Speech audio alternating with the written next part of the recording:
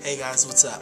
My name is Jeff Osborne, and I've got a lot of requests of people asking me how did I get to where I'm at, and why am I doing what I'm doing, what's my background, and what's happened. And so I wanted to make a video so I can share to the world and let them know my testimony and what I came from. Because to understand who I am today, it's important to understand where I came from. But I'm reminded of the story by a man in the Bible by the name of Mephibosheth.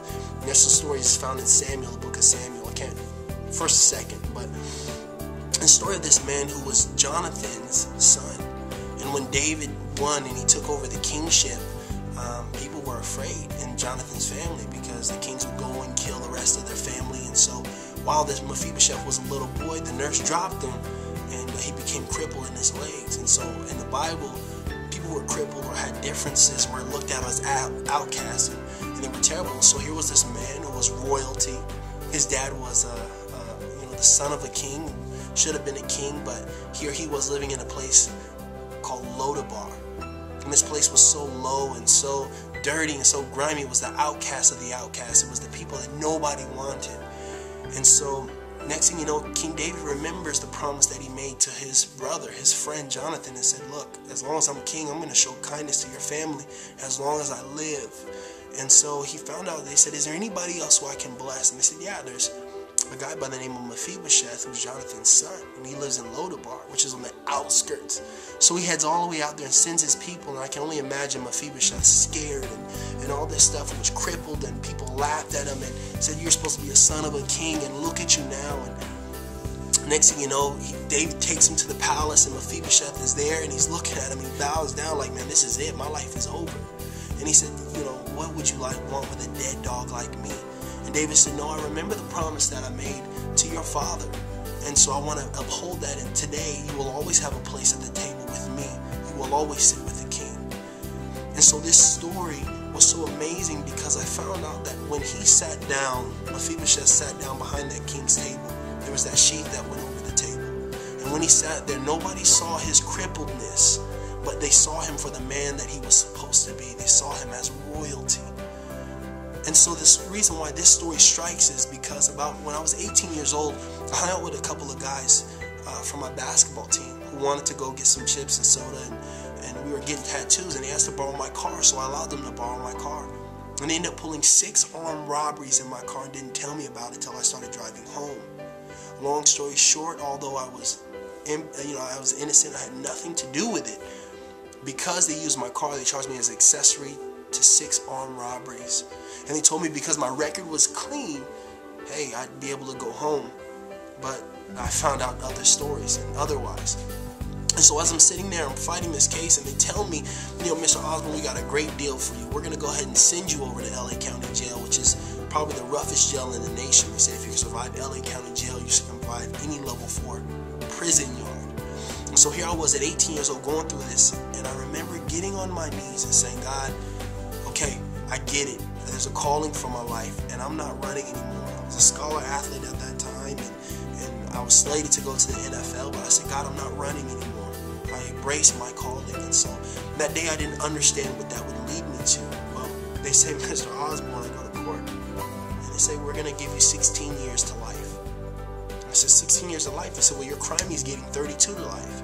I said, no, God, you can do this, God. I know, God, that you can change the heart of anybody. And my attorney said, look, I believe in God and everything, but he can't change the heart of your DA. You're getting 16 to life. And so while I was in there, I'm fighting for my life when the race riots happened. I had Hispanic gang members trying to cut my neck open with a razor blade. I have a scar here. And I remember fighting and closing my eyes because he was coming, and there's nothing I could do. And I remember yelling, Jesus. And the next thing you know, I look on the floor, and the dude is there, and nobody is around me. And so as this continues to progress, they end up making me the leader of the prayer calls and the Bible studies at 18 when I was in there. And this word that I always heard about and grew up in church didn't just become something that was on some pages. It became real life to me. It became my bread. It became everything. And God didn't just become a word or a name. He became an experience. And so he's using me to minister to Bloods, Crips, head generals of the Nazi lowrider prison gang. He had a swastika the size of my head. And he had tattoos that symbolized he killed the black, ended up accepting Christ. police. And these guys who had 27 felony counts would get dropped the next day after they accepted God into their hearts. And guys who were caught shooting at the police would ask them to pray, and they accepted God into their hearts, and all of a sudden they would go home immediately. And I said, God, I'm doing all this work for you, and I'm still here. What's going on? It had been 8 months up to then, and fighting my case, and all these things were happening.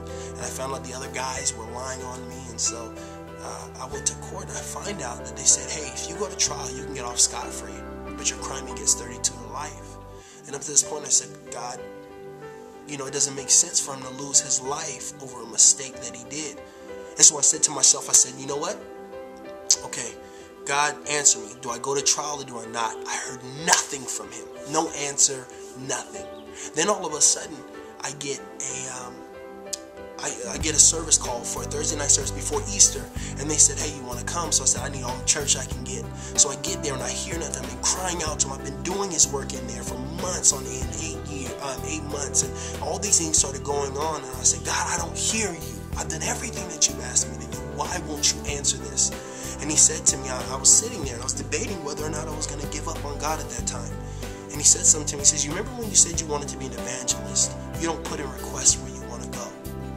And so I knew what I had to do. I called my mom up and I said, Mom, if they give Rob a decent deal, I'll take whatever they give me.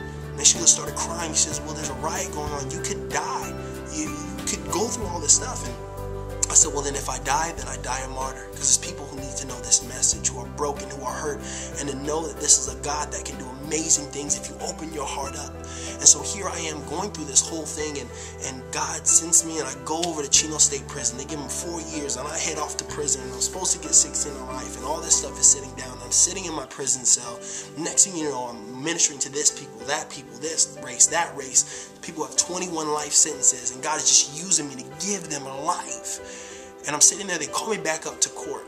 And I leave Chino State Prison, I head back up to LA County, and I'm sitting in the cell, and they say, you know what, Mr. Osborne, they said, Mr. Osborne, looking at what it is, we have a letter on your behalf from the assistant warden of Chino State Prison. And I looked up, I said, what? They said he wrote a letter on your behalf that said this is a good kid who hit a bump in the road, let him go. I never saw the man, never talked to the man, never shook his hand, didn't even know they had an assistant warden. And so when I should have served 16 to life, God released me and set me free after 10 months. Why am I saying this? I'm saying this because there are people out there who need to know that God is a God that heals, not just broken hearts, but heals your past mistakes and everything that's going on. God has blessed me to travel to other countries and train government officials and presidents of other countries and to speak and empower life into everybody. This is important to me because just like Mephibosheth, I was looked at as discarded goods. Nobody wanted me. Nobody wanted to talk to me. I couldn't get a job. McDonald's couldn't hire me, but God knew that there was a purpose for my life and people needed to hear my message. So it doesn't matter what you've been through.